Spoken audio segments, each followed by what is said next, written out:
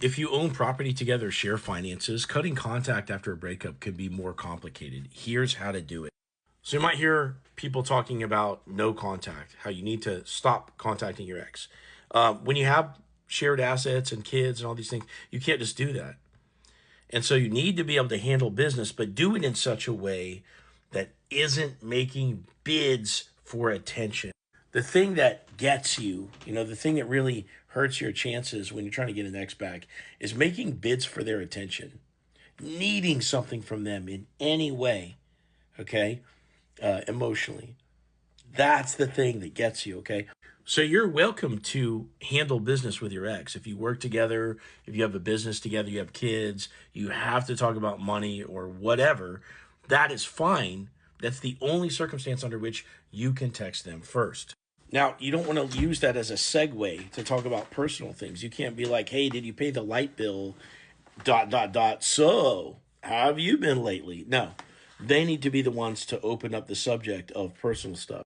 So you can talk to them about you if they contact you about business stuff, and then all of a sudden they ask you how you're doing. Talk to them. You want to be in what we call active no contact. In other words, you talk back with your ex when they open up this discussion to you. You just can't start the discussion. Now, you may notice that all your contact with your ex is getting a little bit bland because all you're doing is talking about money or the house or whatever. And you want to spice it up a little bit to inject some personality in there to make it more fun. And you can absolutely do that. What you should be doing is playing with joke answers to their questions. Hey, did you pay the light bill this month? And you're like, oh sorry. I had to stock up on heroin this month, but I'll get it next month.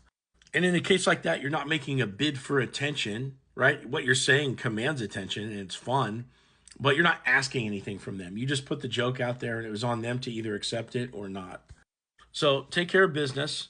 Don't use it as an excuse to talk to them. You know, take care of your legal or your financial interests. Don't give in to them, but also understand that the more you fight about things, the more you're being set back in terms of creating attraction with them. So try to slide through all this as contention free as possible.